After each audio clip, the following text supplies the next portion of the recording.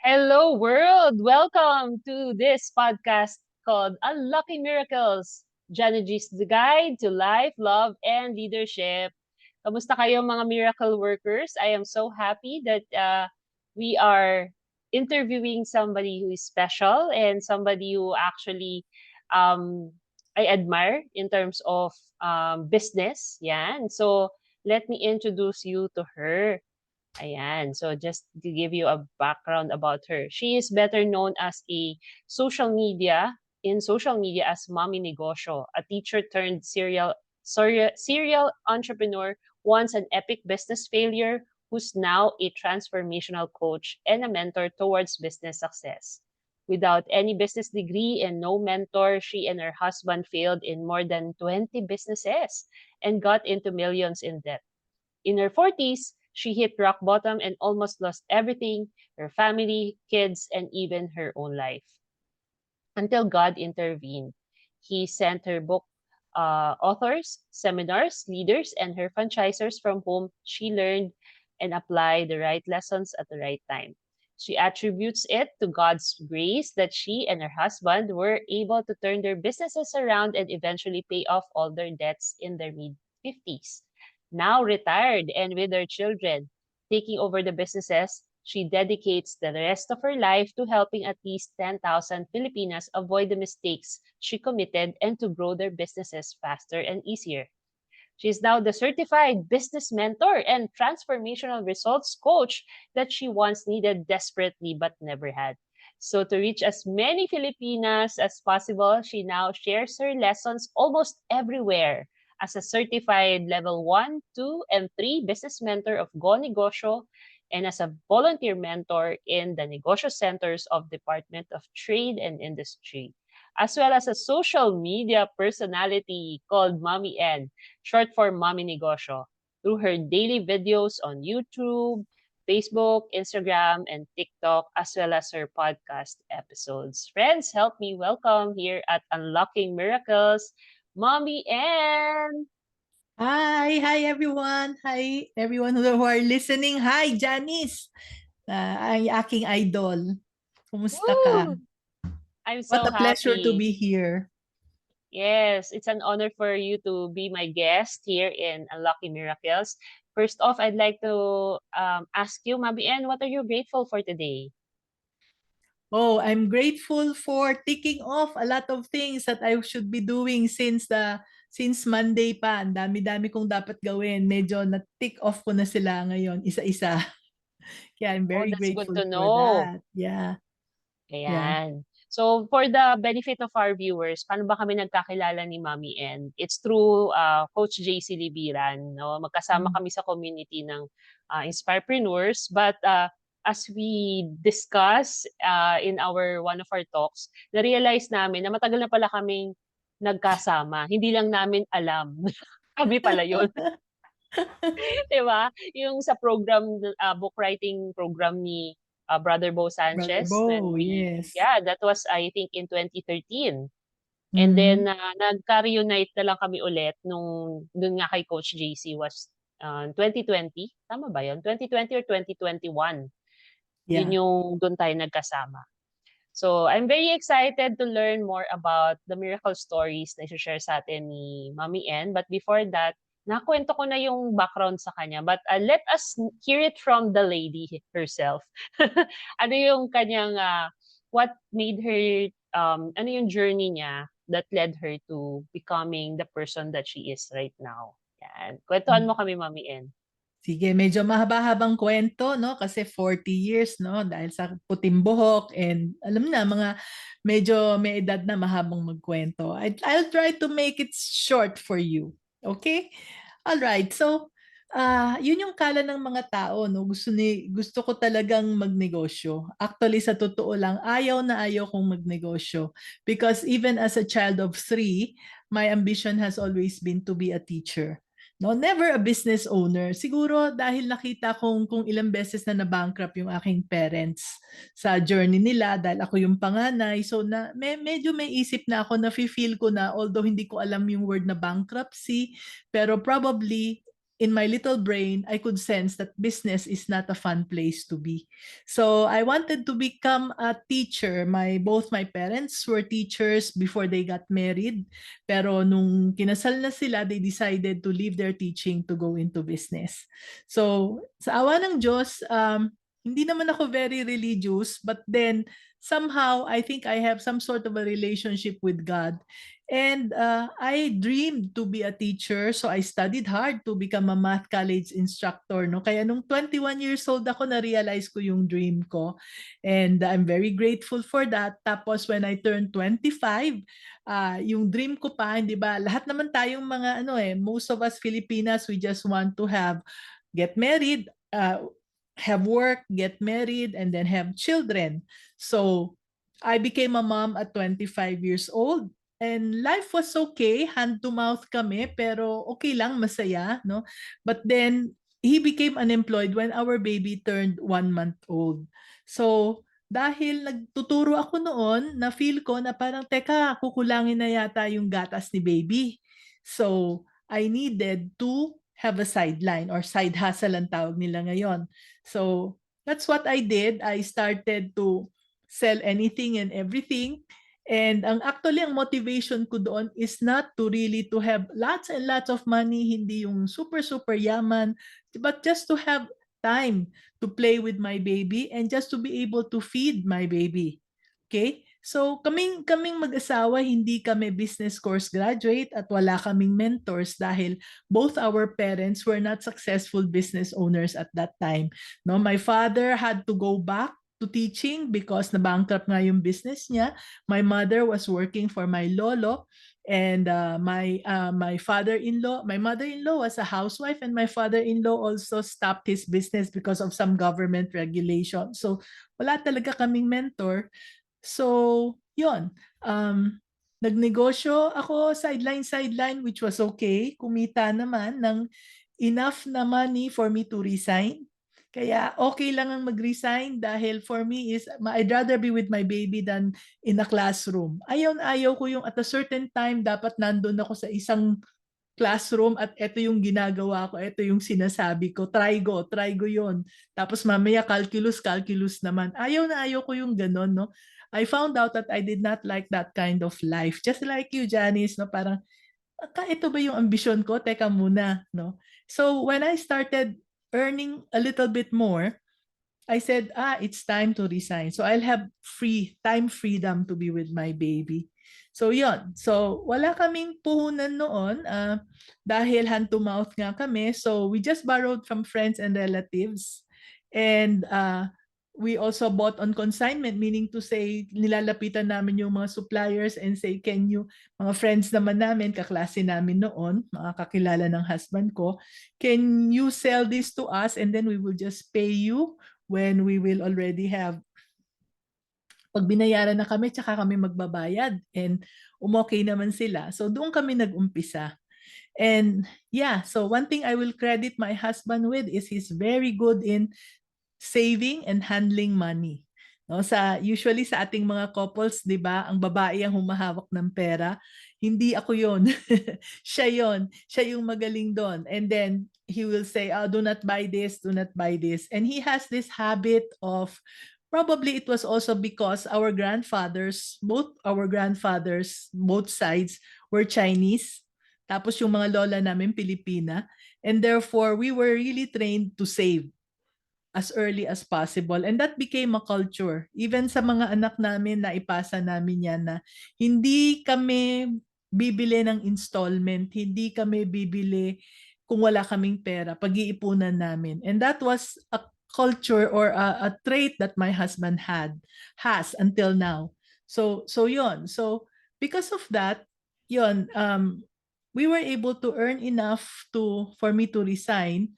But then after that, nagka-problema yung mga businesses namin. Dami-daming problema, the usual problems, and we did not know any better. So we thought that ang negosyo, kaya ako naging serial entrepreneur. Accident lang yon dahil nagka-problema kami sa first business namin, which was jewelry.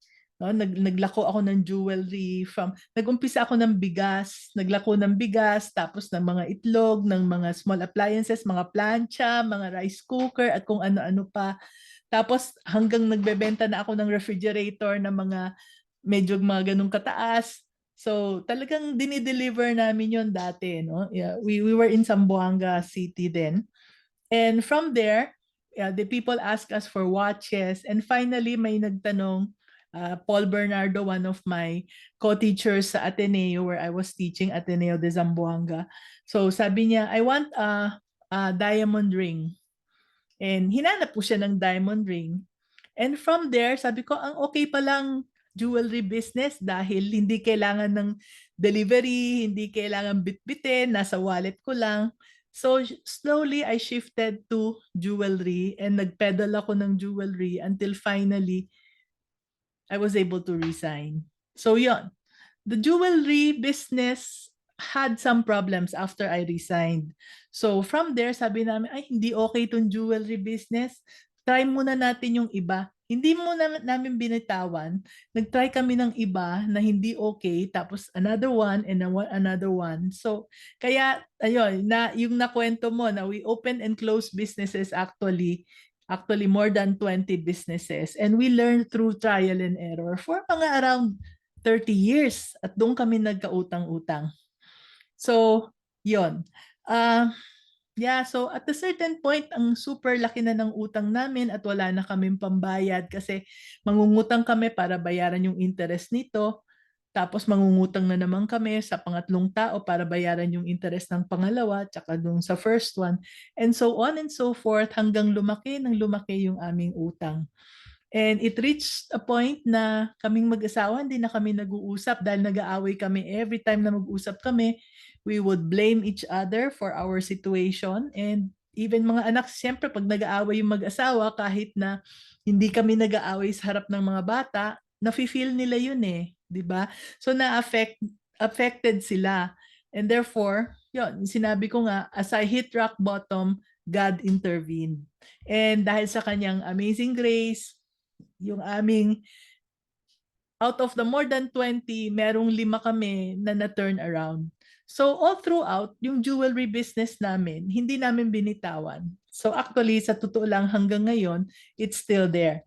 No? So yeah, ang tagal naming nangutang at nababad sa utang, no? Almost 30 years. And in just 5 years, nung when God intervened, in all 5 years, na-wipe out namin yung utang na yon. So, well, how did we do it? Hanggang ngayon, parang pag iniisip ko, hindi ko maintindihan. No? I know that it was not us.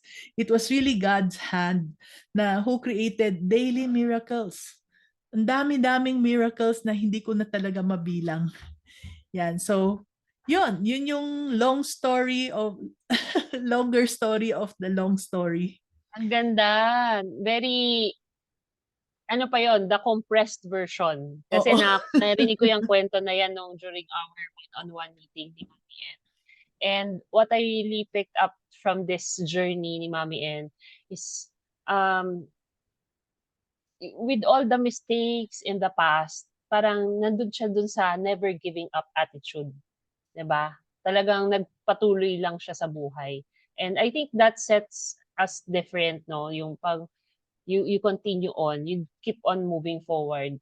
And then considering na si Mommy N is in her retirement years na, I really wanna honor you, Mommy N, for your heart, because you continue to serve other people and you continue to help other people, 'di ba? Kasi you have a choice naman siguro na to lie low, 'di ba? To just relax and but you still Yeah. are pushing yourself to actually do things like this, to reach out to more people, to help, and because clear naman siguro sa'yo talaga kung ano yung purpose mo eh. And we'll get to know more of that sa mga kwento ni Mommy N. Mommy N, kwentuhan mo kami. Any 2 to 3 miracle stories na talagang tumatak sa puso mo that you wanna share to our audience? O hirap ng 2 to 3 dahil sa dami, no? Hindi ko na bibilangin para kasi patong-patong yung mga miracles ha. Okay lang ba? Yeah. So, siguro yung talagang ano, is the turning point, yung kwento nung turning point ng buhay, no? Yung sinabi ko kung kailan nag-intervene si God. Tama ka eh, hindi ako sumusuko. I was probably a very resilient person na parang okay, pag nag-fail, tayo uli, tayo uli, tayo uli. But never akong humingi ng tulong kay God. Never ako nag-surrender.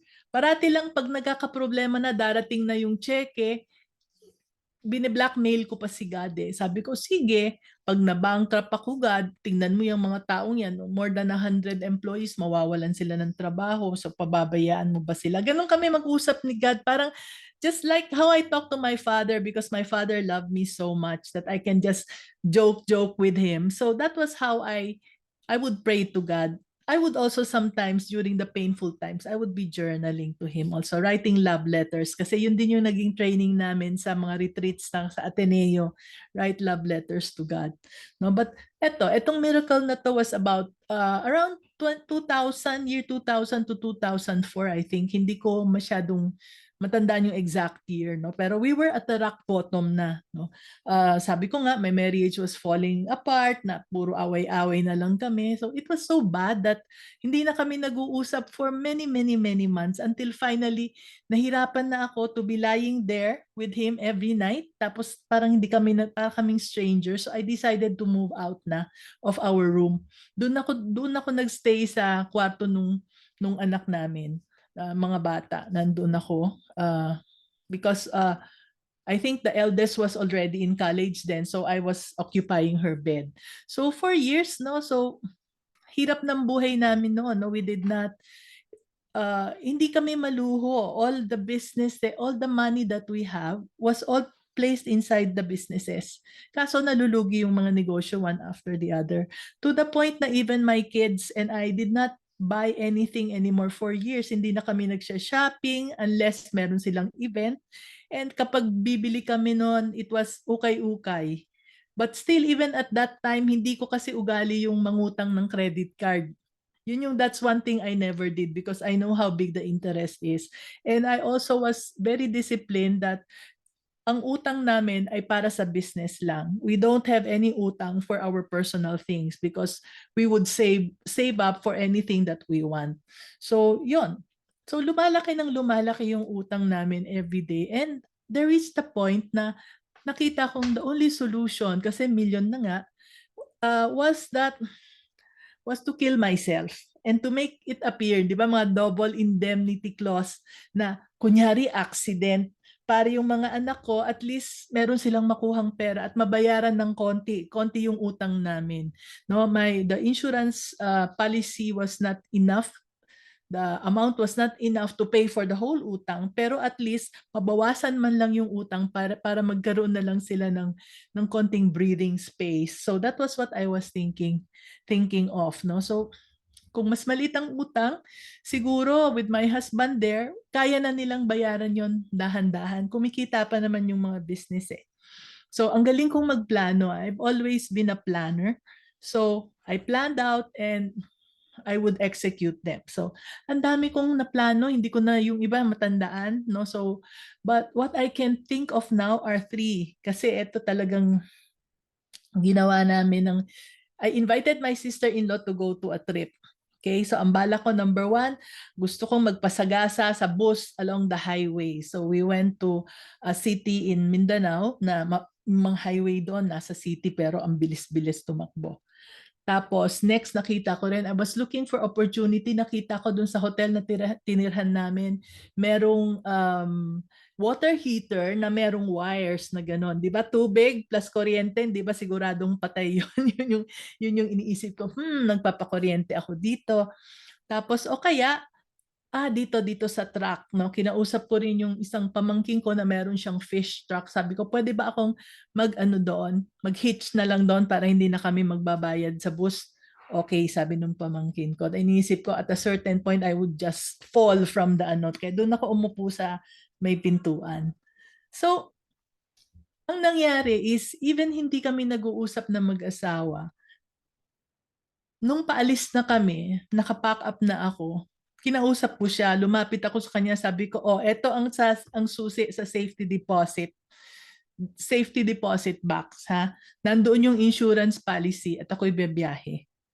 So, iniwan ko yung susi doon sa harap niya. Tapos, umalis na kami. Hindi siya nagsalita. I didn't say anything. He just looked at me kasi hindi nga kami nag-uusap eh. So, I traveled with my sister-in-law to that city to visit meron kaming mga stores na yan, may mga branches doon.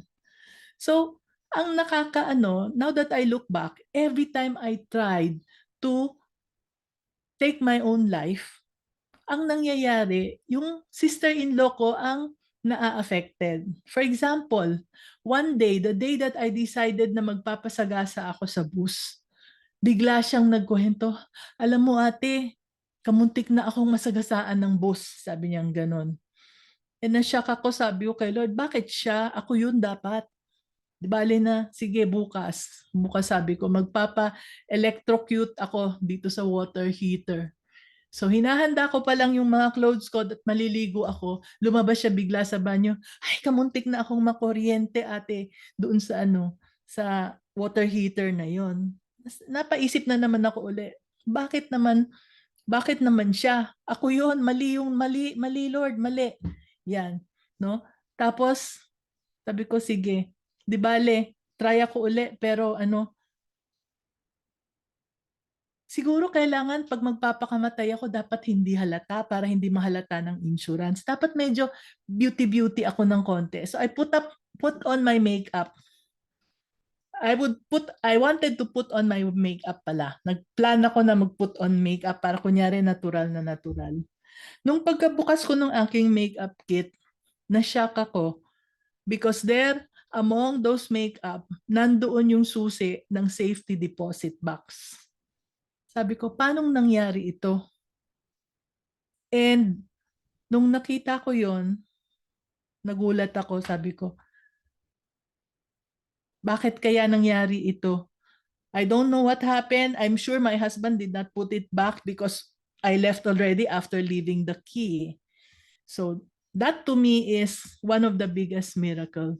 And when I saw na hindi ko nakwento yung sa fish truck pala, no, sa fish truck na I wanted to fall off the fish truck, siya yung kamuntik na mahulog.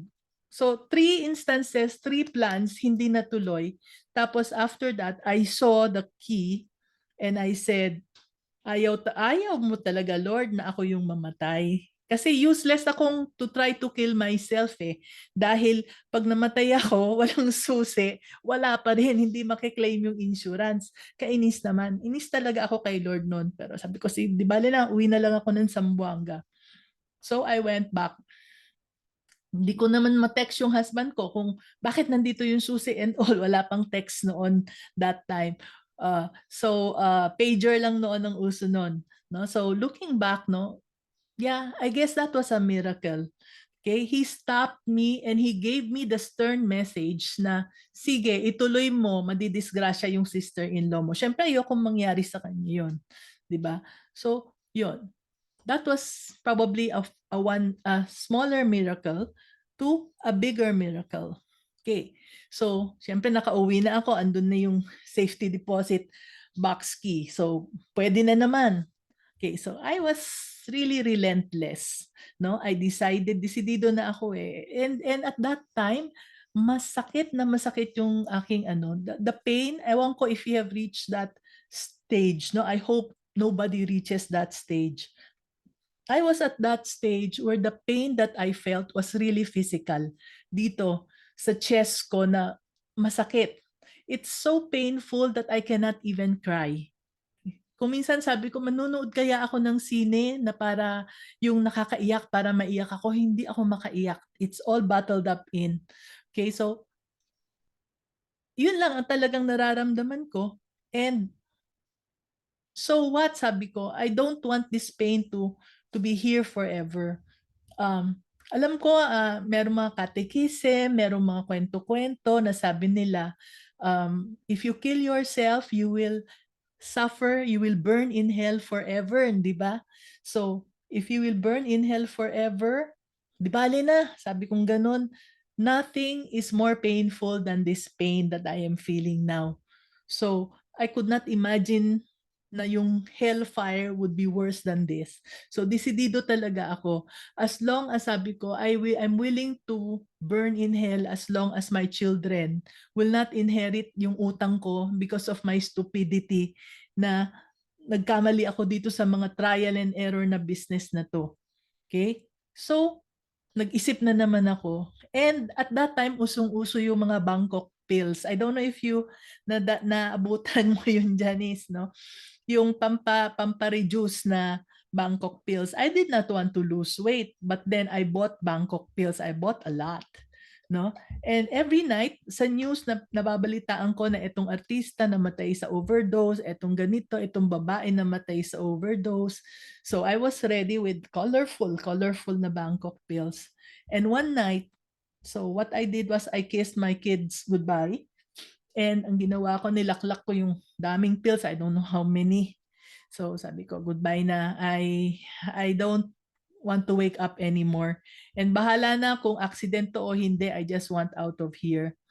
So, gabi yon, and I slept for a very long time. Hindi ko alam kung gaano, kung ilang oras, kung ilang araw, hindi ko na rin matandaan. So, nung nagising ako, gabi, and nagulat ako dahil nagising na naman ako. And this time, I was really, really angry at God na. Nagsusumigaw na ako and said, why am I still here? Sabi kong ganon, bakit hindi mo pa ako kunin? Galit na galit talaga ako na parang, I was asking and asking that same question many, many times. Siyempre, walang sagot. Hindi naman sumasagot si God na naririnig natin ng ganun eh. Di ba? So, after shouting and shouting there like a mad woman, all I heard was just silence. Total silence, no? And then parang meron akong narinig pero hindi dito sa tenga ko. Pero parang dito sa heart, no? Parang may nagsabi na may mission ka pa. You still have a mission, sabing ganun. That was all. Wala na. And then all I could say was, sige, kung may mission ako, then save me. Because I do not know what to do anymore. Surrender na ako. Hindi mo pa ako kinukuha. I quit. Save me. Take over. And when I said that, what happened afterwards was, hindi ko alam kung anong nangyari. Hindi ko na nga maalala kung anong nangyari. All I can remember is that after saying that, I just felt peace. A peace that was so comforting and so calming. Nawala yung heaviness dito sa chest ko.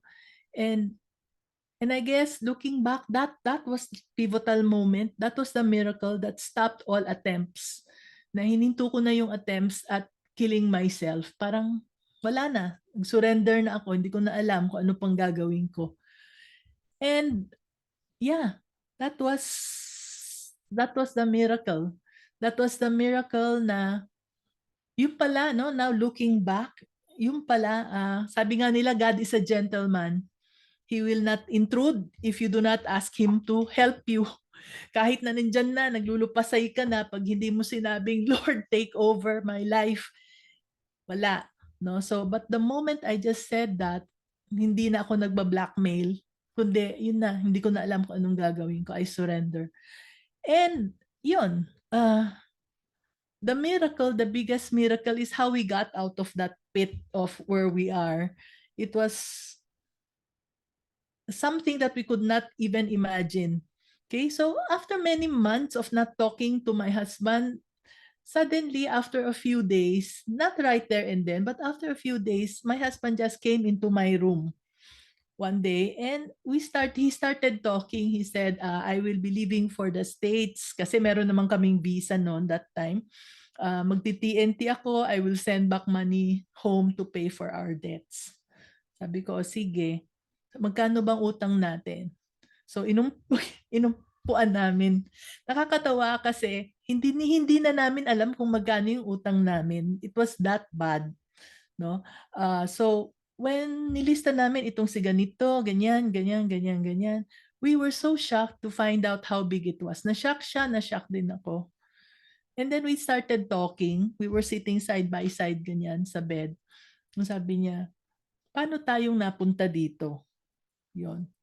And we do not know, we never talk heart to heart kasi ganun lang kami in our relationship. We don't really talk about things. We talk about our children, pero we don't talk about plans and all of those. Hindi ganun ang definition ng aming relationship. But that day, parang how did we get here?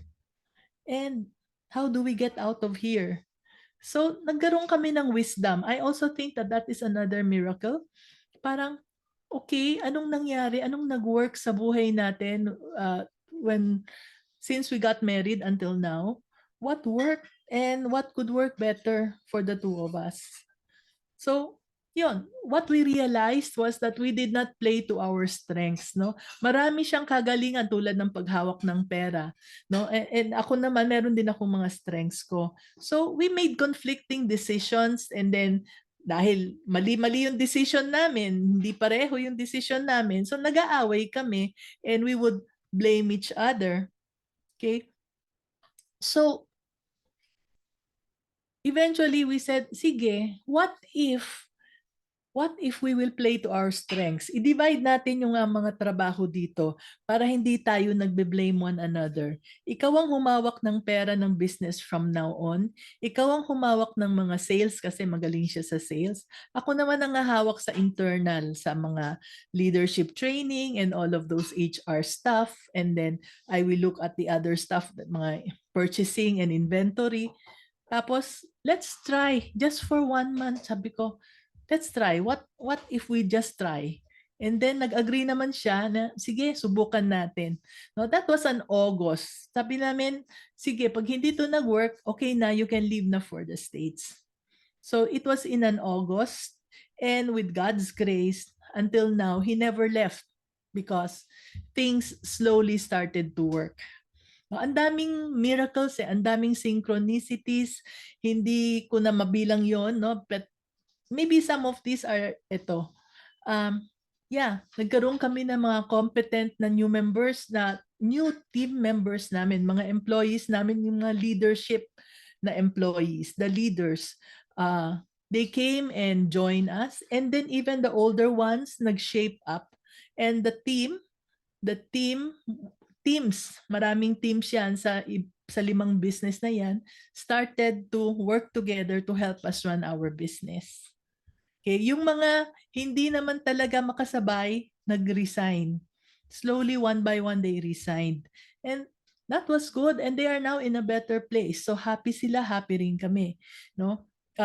We were franchisees of the STI College, the school, and also Chowking. So at that point, no, at that time, nagkaroon ng bagong management ang Chowking. That was the time na nabenta yung Chowking from the old owners to Jollibee Food Corporation. So they sent us also capable managers to help us. No? And also the STI also sent channel managers, the capable ones, to also help us get out of it, to turn our businesses around. Tapos syempre, hindi ba pareho tayong lifelong learners? So, dati kung saan-saan akong seminar pumupunta, kung ano-anong libro, but at that point, I was led. Yung bang pag pumunta ka sa book sale, I would just pray, Lord, lead me to the book that will help me. Pag ganun ko, may libro, bibilhin ko. Yun na yung answer. No? So, hindi ko alam kung, I really cannot explain it, but it just comes. The courses, the book authors, seminar leaders, conference speakers who would point the way for us. So slowly, step by step. Yan. No? So tapos meron kaming nabenta na isa sa aming mga business. It was sold for a good price, and it was also, instead na sa insurance ko kunin, dito ko nakuha yung pambayad ng utang na nabawasan yung aming utang considerably. Okay? Tapos at that point also, interest rates went down. So we were able to renegotiate our loan payments with the bank and with the people na inutangan namin. And that time, my eldest daughter, at that point already was working in China as an OFW, she decided to come home na mama tutulungan kita. She's a CPA also, and so she knows the accounting part, which I really super hate ang accounting. Hindi ko gusto. I love math, but the accounting part hindi ko siya type. So accounting and audit. So she handled it, and yun, ang dami-daming synchronicity. So I cannot just pinpoint one miracle or two miracles. Dami nun. No, but then it allowed us to pay off our debts, tapos we started earning na, and nung kumikita na yung mga businesses, na turnover na namin sa daughter namin, and then eventually the other children also came home one by one. And when we hit 60, sabi namin, okay, yun na, travel na kami. So nag-travel kaming mag-asawa, and we went to the US, went to Europe, and eventually that was boring then, no? After that, travel ng travel because there's no place like home. So yan, pag-uwi namin, yan, synchronicity din, no? Nakita ko, call for mentor sa newspaper pa noon. Go Negosyo is looking for mentors. So the DTI office was just across the street from us. So I crossed the street and volunteered. Sila naghahanap ng mentor, ako yung nag-volunteer. And in God's grace, I was accredited. And yon, no? So habang mentor ako ng ganun, in one of those sessions na nagme-mentoring ako, nung nakita ko yung sparkle sa eyes ng mga mentees, it suddenly hit me. Sabi ko, oh my goodness, ito pala yung sinabi, ito yung voice na narinig ko na sinabing, you still have a mission. So that memory came back to me, and it gave me good goosebumps. No, when it hit me, sabi ko, ito pala, kaya pala nangyari itong lahat ng mga painful moments sa buhay ko. Ito pala yon. This is what God has prepared me for. Okay? It was not an accident that I've always wanted to be a teacher, that my parents experienced bankruptcy. I continued to teach my team and my employees. Kaya hindi pala accident yun. Na enjoy ako kahit na hindi na ako teacher sa school. Ako pa rin, nagtuturo pa rin ako sa mga employees at saka yung mga, kahit na ibang mga tao, to grow people. I continue to grow people. I continue to encourage them even. Itong pagiging mommy end ko, hindi pa ako mommy end. Ginagawa ko na yon. Sinasabi ko, hindi kayo employees forever. So you need to work hard. And then after that, have some money and start your own business. I would encourage them to do that. So hindi siya accident na naging serial entrepreneur ako, accidental serial entrepreneur, at magkautang-utang at magkaroon ng mistakes. Kasi pag hindi nangyari yon, I would not have hit rock bottom. And hindi rin aksidente na I failed many times sa business and even in taking my own life. So, yon. Ang dami kong suporta na natanggap, no? Lahat ng blessings I'm very grateful for. And even siya na sino, 'di ba? We met each other, Janice, kay Brother Bo's book writing. That time I already had the heart to write a book, yung book writing conference or seminar niya, workshop. But at that time, it was not the time. But eventually, after I retired, siya na sino offered a course that taught me how to write a book. And that was when it started. I wrote a book, and I had a challenge. It was challenging to sell it. So I went online, and before I knew it, yon, one teacher after another has been sent to my life. And now, naging mommy and na ako. And even meeting you, Janice, is a miracle. And every day in my life, I can just thank God for all the miracles He had been doing in my life. Ang haba ng kwento. Wow, amazing. I'm so much blessed with your story, Mommy N. Talagang, for those who are watching us right now, I bet they are resonating with your story. Yung mga tao na nababaon sa utang, and then nagbi-business, paiba-iba ng business, they can't seem to find ano ba talaga yung business na bagay sa kanila. Ay doon sa mga tao na nagbabalak na to take their life, to take away their life, to take control of things. Ang dami kong lessons na napipick up sa'yo, Mami M. And thank you for sharing them. Thank you for being so open to share them with us. Um, your mess actually become your message. 'Di Yeah. ba? Nakakatuwa because this everything sabi mo nga it wasn't an accident, everything happened for a reason. And wala Correct. kang maituturo sa iba, sa mga mentees mo kung hindi mo pinagdaanan yung mga yon. And now Yes. you are more authentic. Oh, I've listened to some people na kinikriticize nila yung mga ah, taong nag-o-online tapos nagbi-business coaching and consulting pero wala naman daw tunay na business. But in your case, sobrang dami mong experience. Sobrang dami mong pwedeng i-share sa aming mga business owners. So, I'm very grateful na na-interview kita at na-feature kita dito sa Unlocking Miracles. Nakaka-bless yung mga stories mo, Mami. And um, My ito nga honor, pala, curious ako Dennis. malaman, sino nag-name sa'yo ng Mommy N? Is it It's coming from you or Christine. some another person? Christine, si Christine Taton. She is one of the team members of Brother Bo in the publishing area. I'm not very clear about it, but she is one of the first marketing mentors that I had. So I had her review my stuff at that point. I think it was before the pandemic pa, 2018 yata yon. We had a nag-coffee kami in one of the malls, and then sabi niya, "Mami, and okay naman yung ginagawa mo. What you just need is a name." Sabi niya. Ano kaya negosyo, ma'am negosyo, ganun ganon. So eventually we settled for Mami Negosyo. Yung haba-haba, sabi ko Mami N na lang. So yon, naging Mami N. Ayun, beautiful. So, minsan talaga, I like what you also said about playing by strengths, na kayong mag-asawa. Parang you realize na, ay, hindi pala ako magaling sa finances, so si asawa ko na lang mag-handle nun.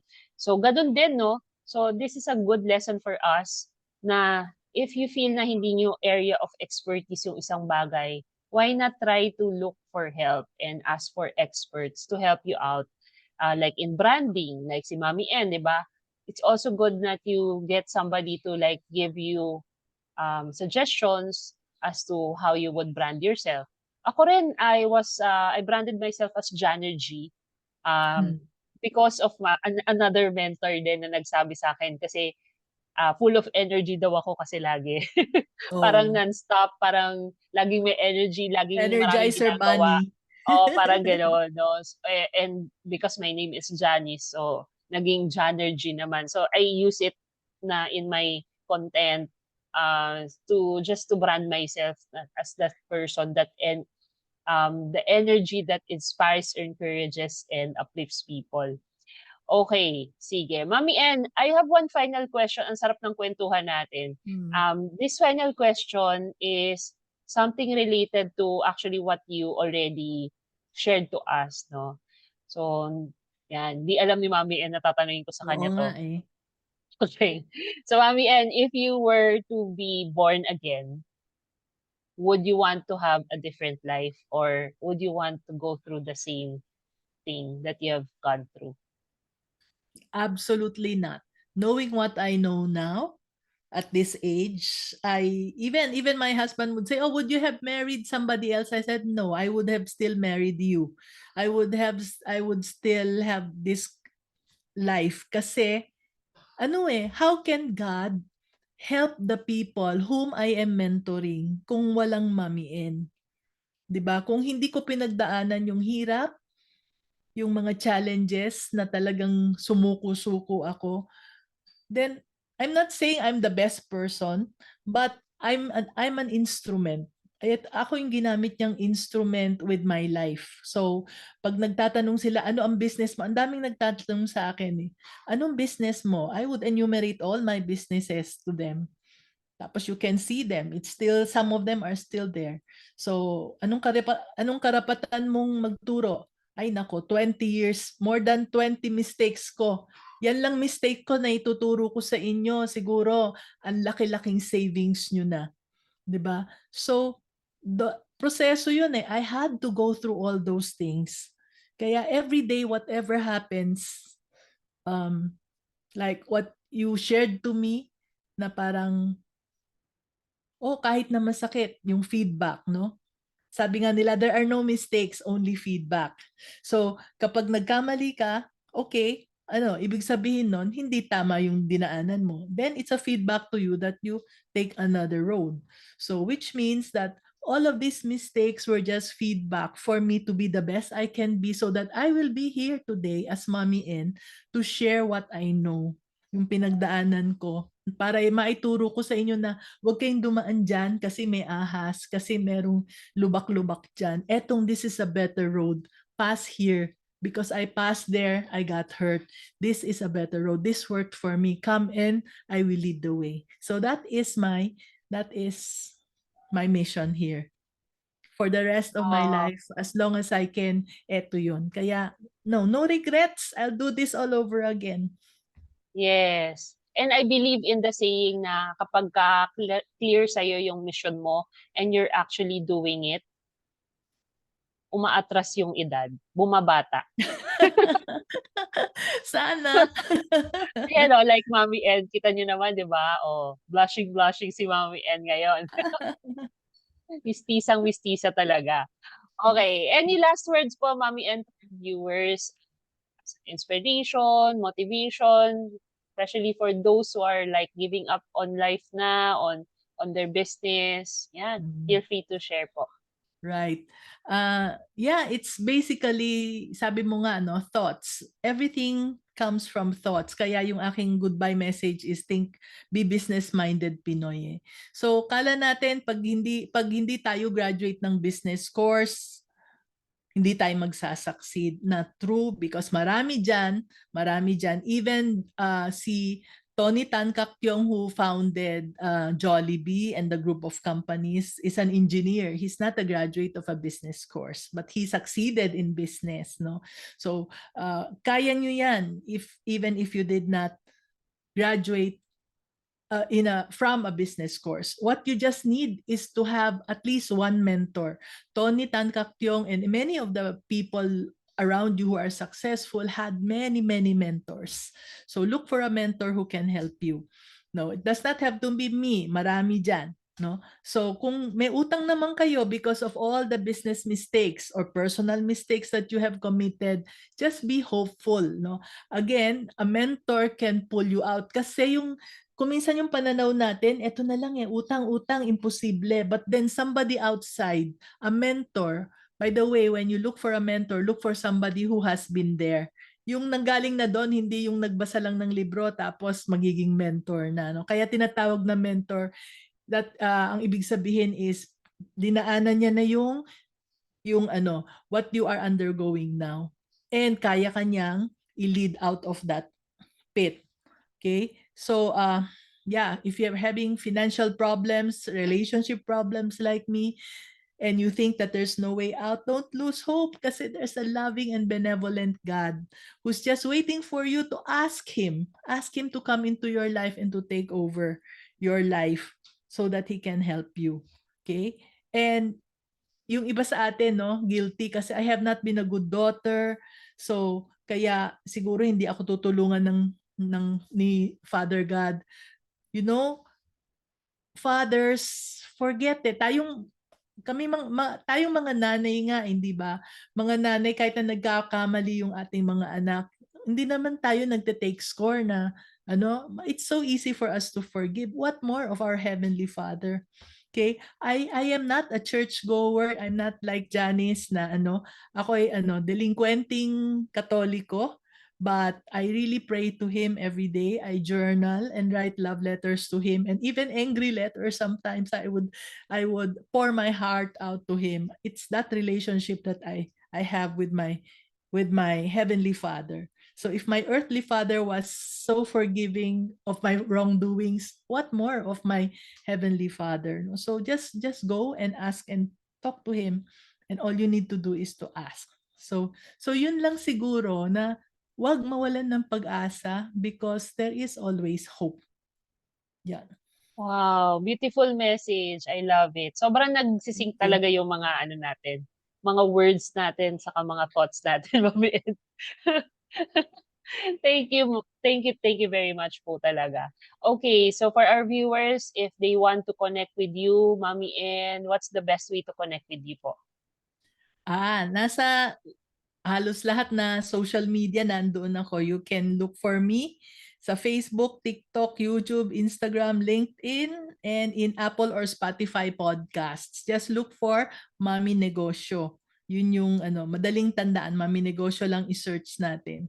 And kung nakatulong man ako today and you want to learn more, then you can start by signing up for my newsletter. Okay? So that's www.businesspinoy.com/newsletter, or again www.businesspinoy.com/newsletter, and you will be getting emails from me in your inbox na nandoon yung lahat ng content ko, lahat ng tinuturo ko nasa email muna bago siya nagiging video. Kaya nahuhuli yung mga video, mga posts and all kasi nasa newsletter. So if you go to the newsletter, if you sign up for the free newsletter, you will get first dibs at the lessons that I'm teaching or the content that I'm producing.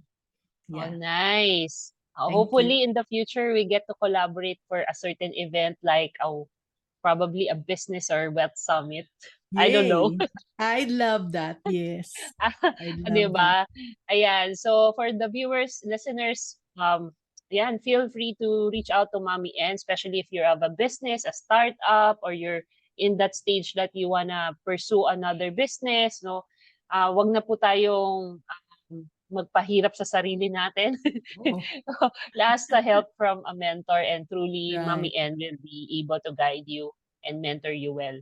So Mm. yeah, thank you very much, Mommy N, for dedicating your time and your expertise and your wisdom with us, and for sharing your miracle stories. Naka-inspire ka na, naka-inform ka pa, and I'm sure yung mga viewers natin will be getting in touch with you.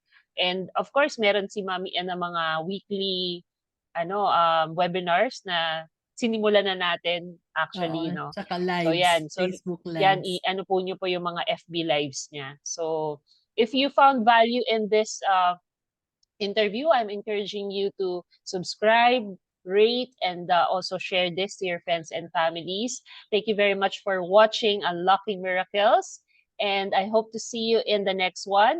My encouragement to you is to unlock more miracles in your life and be a blessing to others. See you again in the next episode. Bye! Bye.